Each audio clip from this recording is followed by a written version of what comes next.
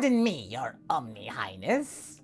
Babidi wanted to double check what he had just witnessed. I was asking if I should get rid of some universes. There's 12.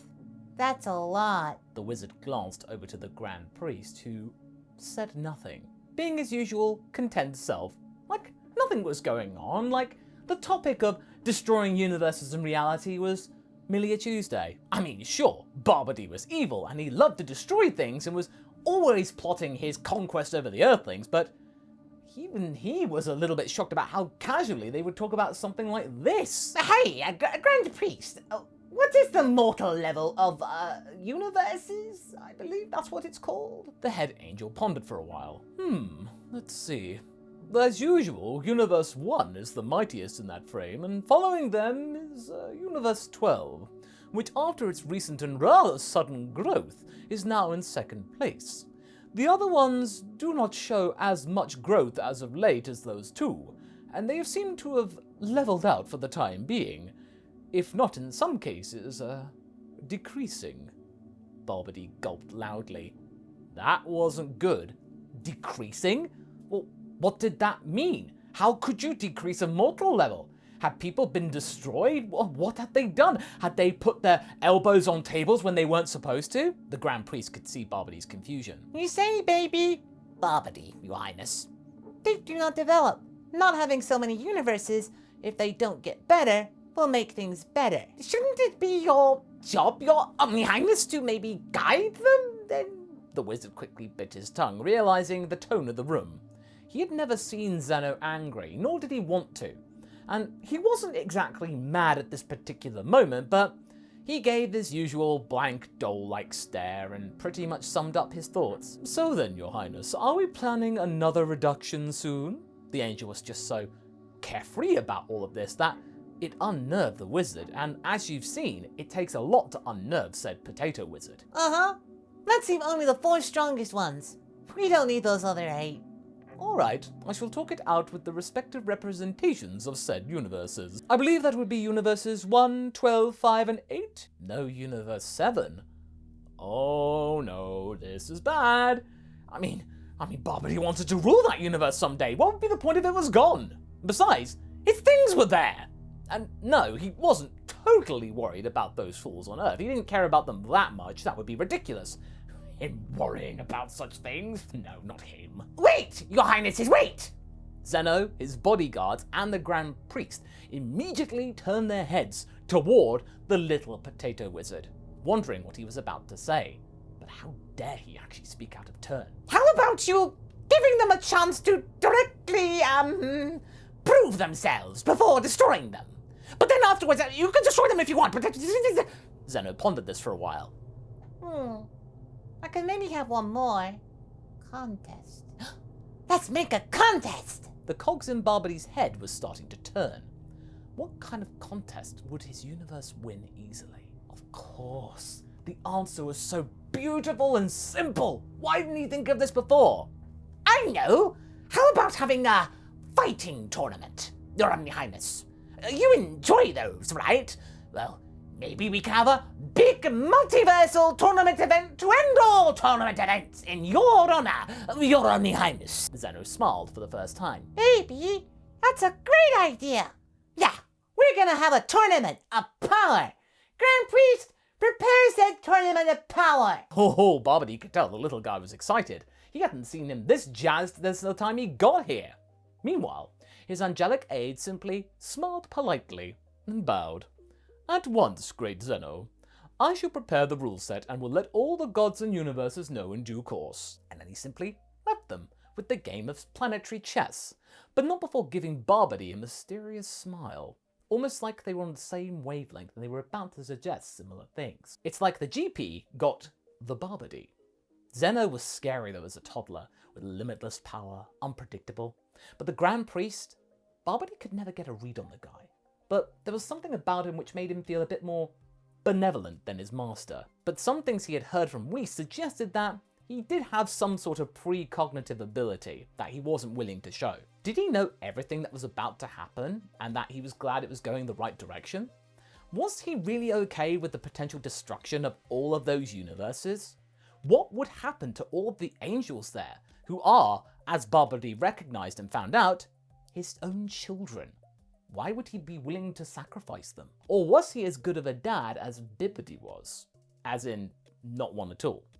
Well, at least the tournament would be a simple matter. This was the easiest thing he had to think of. After all, there is no way that any other worlds could have stronger warriors than Goku or Vegeta, right? I mean, yeah, that hit guy from Universe 6 was kind of strong, but the Saiyans surely had surpassed him by now, and he understood the 4 strongest universes wouldn't be participating, so yeah, surely there's no way that there are stronger beings out there. Babidi felt confident that what he had actually suggested would be absolutely foolproof, right? Right? But the atmosphere had become slightly less tense than before, but still kind of nerve-wracking.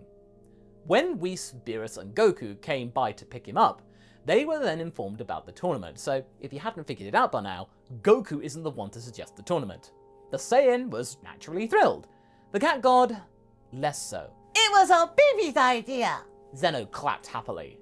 Babidi paled. He did not like being called out and being put in the spotlight. After the group had left, Beerus being unnaturally calm, he was scolded, naturally, by the Destroyer. Do you have any idea what you have done, Potato? Oh, come on, why is that such a bad thing? Goku and Vegeta are naturally, Not the strongest around here, I assure you. but mortal level. Does not take the fighters into consideration.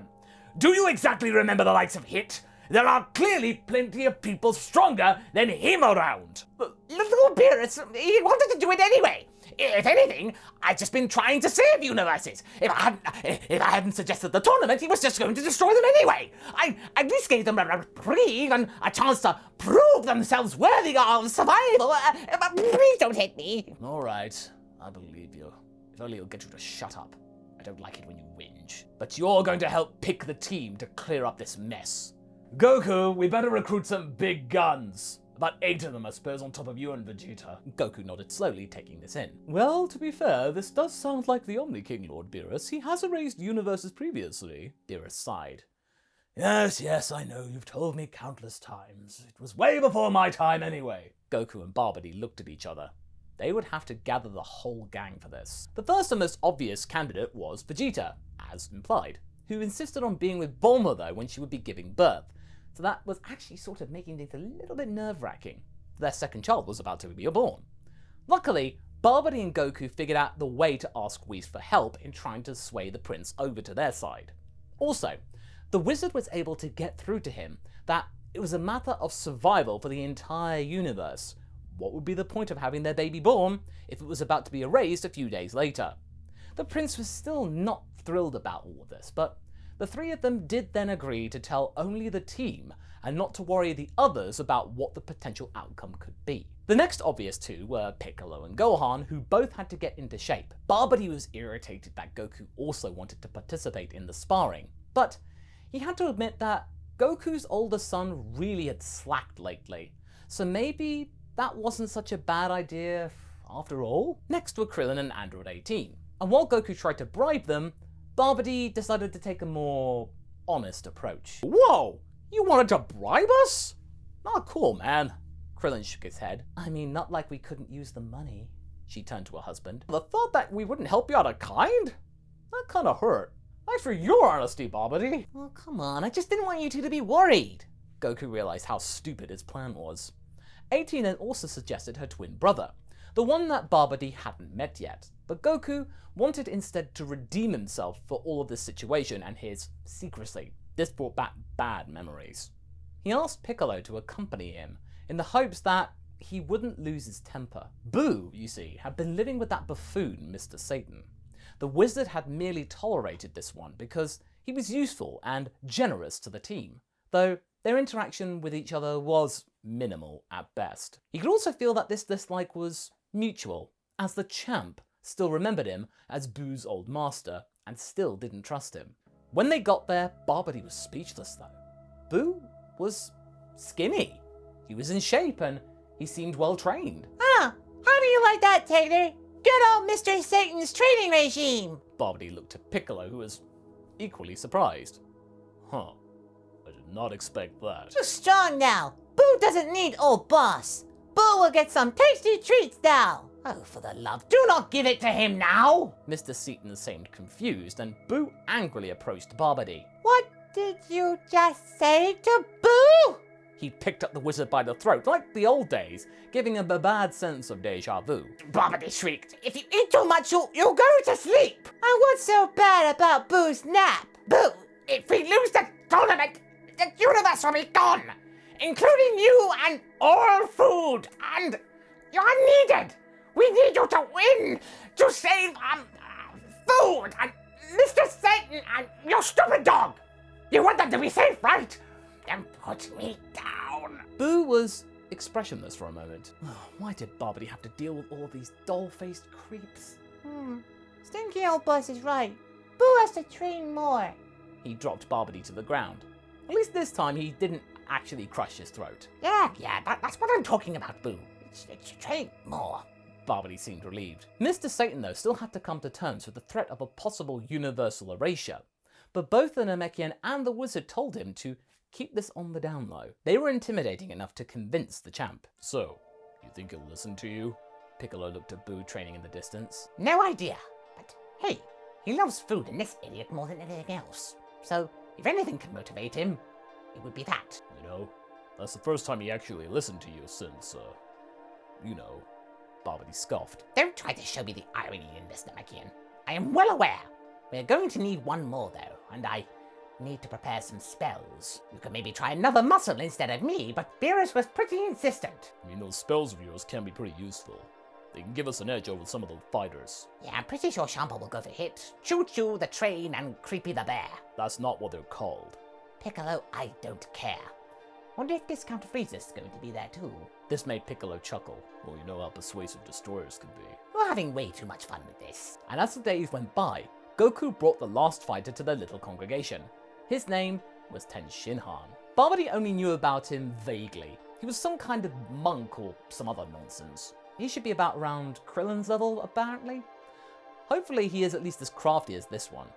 While the muscles were training, Babidi and Gohan were sitting at the drawing board trying to figure out the tactics for this tournament, thinking how to utilize his and Buu's abilities to aid the rest of the team. I may try to take over one of the enemy fighters. I think Discount Frieza would be a good target. You think you can do that? That doesn't exactly feel fair or honorable. Gohan, I don't think our enemies will bother to be honorable. Besides, the rules only state no weaponry, but somehow accessories like my spellbook are allowed? It's very, very inconsistent. Maybe you can ask Roshi for a Martha jar? It worked for Zamasu, I might work here. You see? That's why I like you, kid. You're smart. This brainstorm had genuinely brought Babidi some satisfaction. And yeah, Gohan might have been slacking physically a bit, but he was so used to his wits that he was still as strong as ever in that regard. And he was a clever guy naturally. Maybe a little bit too goody two-shoes for Babidi's liking on the regular, but in his current situation, he wouldn't be picky. Babidi also predicted that the cool factor might be important for the Omni King. He spent enough time with the little beggar to know how he thinks. It was a shame that no list of fighters from other realms was available, but Babidi could imagine that those other gods were also losing their minds trying to search for suitable teams. I mean, some sort of hint came in with the exhibition match, but Universe 7 dominated it in that universe, seeing that Buu started to train early, and none of the Trio de Danger won their respective rounds. If that was the best that Universe 9 had to offer, there'd be no problem overall. Babidi got worried though about Hit. If he started to train and improve, he might be a genuine roadblock.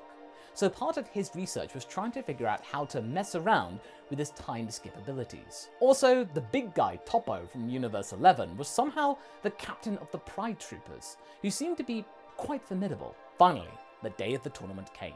The whole team met up, with Babidi noticing that the likes of the androids and Ten Shinhan weren't looking at them very fondly, but Gohan tapped him on the shoulder. Well, here goes nothing. Thanks, tactician. We're going to kick their butts, Captain. As Whis teleported them to the world of Void, Babidi was reconsidering his life choices, and he was pretty angry that he was in equal parts terrified and excited. Meanwhile, as the tournament was about to begin, a small figure, just like Babidi, was sneaking around a massive prison complex. In front of him there was a galactic patroller who had a hidden M tattoo in the middle of his forehead, but His helmet was obscuring it. He finally let him go toward a massive containment field, where a massive humanoid ram was sleeping. As the galactic patroller pressed a sequence of buttons next to this unusual cell, he opened his eyes. He looked around, waking up from his long sleep, and noticed the small wizard behind him. Oh my, so one of Bibidi's we last survived, huh? Babidi grinned. I merely want to learn from you, Great Moro, as you once taught my father. For that, I offer you what was taken from you thousands of years ago. Your freedom. The ram man cackled. I like your bravery, little one. Let's get out of this prison. I'm starving. And that's where we're going to be leaving things right now.